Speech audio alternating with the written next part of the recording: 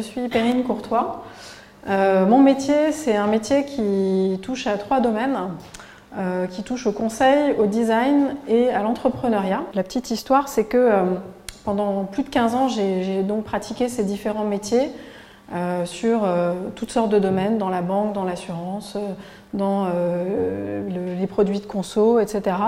Et puis il y a 2 ans, en fait, j'ai eu envie de changer complètement et j'ai tout de suite été attirée par le monde de la santé. D'abord parce que j'étais en recherche de sens, j'avais besoin de pratiquer ce métier dans un monde qui fasse sens pour moi et j'avais des expériences professionnelles et personnelles aussi en tant que patient et en tant que proche de patiente qui m'ont poussée en fait à aller vers ce métier qui est vraiment pas du tout le mien à l'origine. J'ai aussi un goût très très fort pour la complexité et pour les enjeux sociétaux qui me viennent de ma formation de Sciences Po. À l'origine j'ai fait Sciences Po à Paris, donc à la fin des années 90. Et puis après différentes expériences, je suis rentrée à l'ENSI en post-diplôme créatif pour devenir designer. Donc ça c'était en 2009-2010. Donc après, on va dire une petite dizaine d'années d'expérience professionnelle. Et clairement, donc depuis, voilà, je pratique ce métier d'innovation, de conseil en innovation.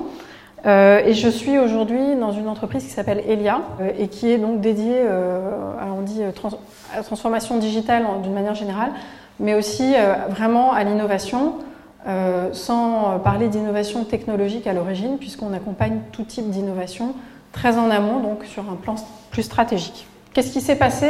Je me suis dit qu'il y avait une première chose qui était importante, qui était d'avoir une vision systémique, holistique des problèmes en santé. D'accord? Donc pas une vision qui soit centrée par exemple sur la technologie uniquement ou uniquement sur la pathologie, parce que quand on parle des patients en santé, on parle souvent de pathologie et de traitement. Moi j'avais envie de parler des personnes complètement à part entière. L'idée c'était aussi d'être pragmatique, d'être concret, tendu vers un résultat à impact fort sur le vécu des personnes, donc aussi bien les patients que les soignants. Et puis un point très important dans le métier que j'exerce aujourd'hui, c'est d'être centré sur l'humain. Centré sur l'humain, donc les patients, les professionnels de santé en premier lieu, et en intégrant des expertises diverses et variées qui sont spécifiques à la fois à la conception de service, ce qu'on appelle le design de service, mais aussi le design thinking d'une manière plus générale. Et puis au monde médical, comme par exemple l'éducation thérapeutique des patients, dont aujourd'hui, dans mes pratiques, j'intègre pas mal de composantes. Tous ces points très importants. Et tout ça, donc, ça a été une façon de faire émerger une nouvelle manière vraiment d'aborder l'innovation en santé avec aujourd'hui des résultats qui sont extrêmement encourageants, on peut le dire, parce que vraiment on a grand succès, même si ça fait maintenant 1 an et demi à peu près que on commence à vraiment mettre en œuvre ces nouvelles méthodes et ces nouvelles approches. Je vais vous donner des exemples d'engagement qui sont effectivement auprès d'organisations et d'acteurs très différents. Il y a des sociétés savantes, il y a des startups de e-santé avec lesquelles on collabore, il y a des laboratoires pharmaceutiques évidemment pour lesquels on travaille, des groupes de travail d'experts comme Cap Digital et La Figue qui sur Mes données ma santé, des assurances évidemment, des mutuelles et des fabricants de dispositifs médicaux. 4 exemples ici d'engagement de sujets qu'on a pu traiter ces derniers mois, cette dernière année.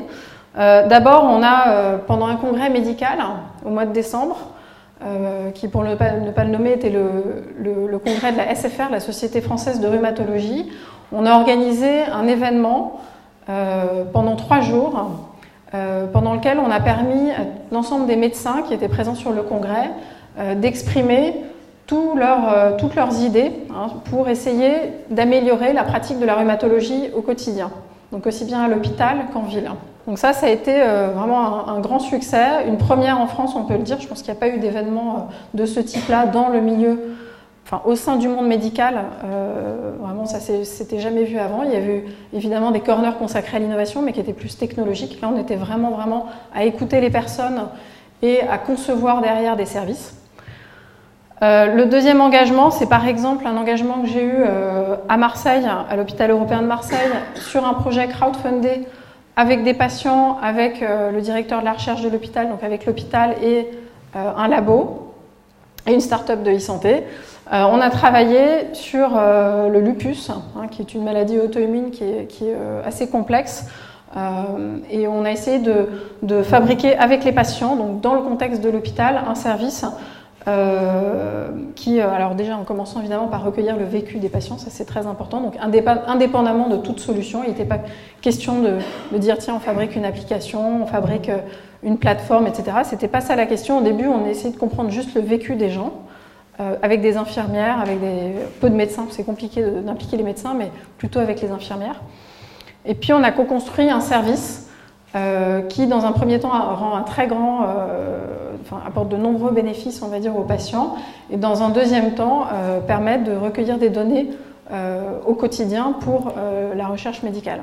Donc à la fois des données digitales, mais aussi des données purement physiologiques, ce qui est toujours très complexe à intégrer en termes d'usage. Troisième exemple, c'est donc l'exemple Mes données, ma santé, qui est une expérimentation que je vous invite à découvrir sur le site de Cap Digital ou de la FING, ce qui a consisté à recueillir, donc même chose, tous les problèmes que les patients peuvent rencontrer dans leur vécu au sens global, on va dire, de problèmes de santé, et de comprendre comment on peut, avec les données de santé qui seront restituées un jour ou l'autre, comme vous le savez tous, comprendre comment on peut apporter une vraie valeur. Donc dans quel contexte d'usage ça pourrait valoir le coup, on va dire, de faire cette restitution de données.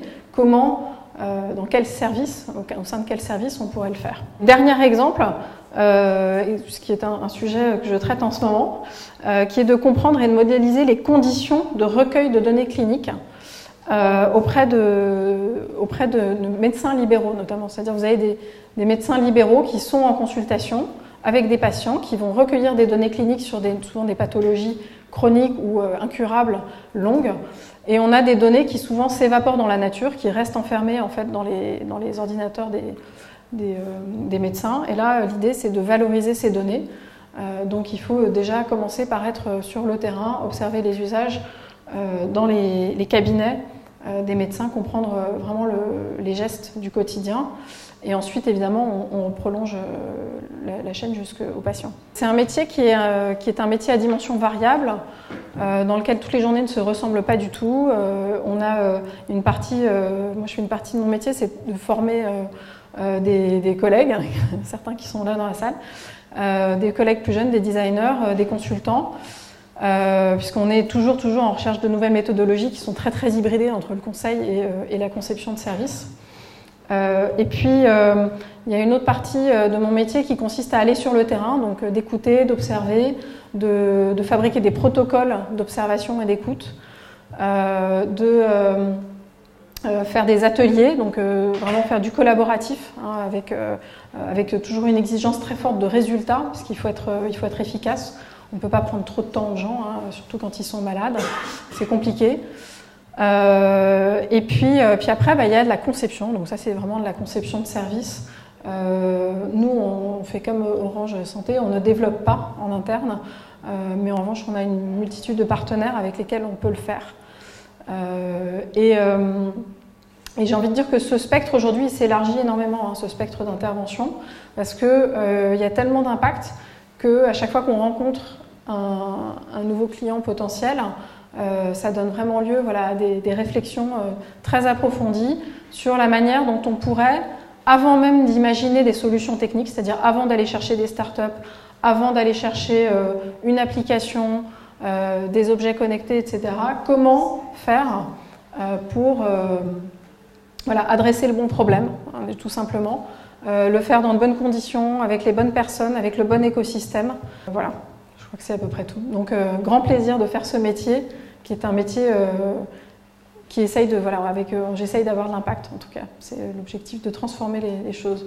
Donc, quelles sont les barrières législatives au recueil de données dans la santé? Plus généralement, sur le métier ou uniquement sur la collecte de data? Alors, les barrières législatives, oui, évidemment, il y en a plein.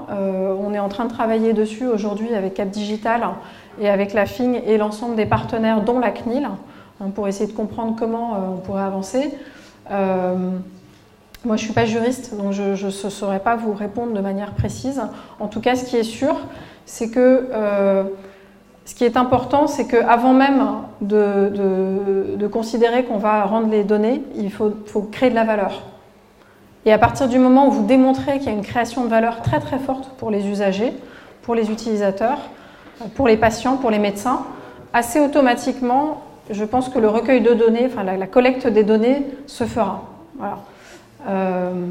Donc après, aujourd'hui, effectivement, quand on travaille comme, typiquement sur des sujets comme le 4e sujet auprès des médecins, il faut cadrer de manière très forte, notamment avec le Conseil de l'Ordre, par exemple, les interventions sur le terrain. Et puis, il faut anonymiser la donnée, ça c'est fondamental. Et puis voilà, il faut effectivement sécuriser avec, comme vous savez, des plateformes pour stocker la donnée qui soient complètement sécurisées, conformes à la législation, etc.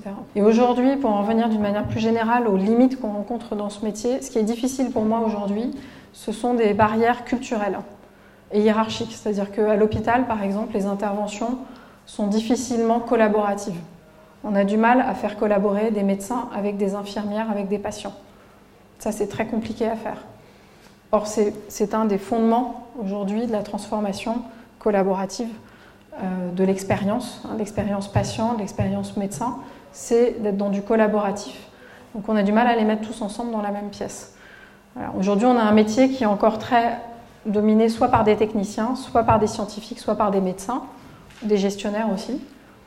Mais des professions, on va dire, comme la mienne, qui sont un peu plus...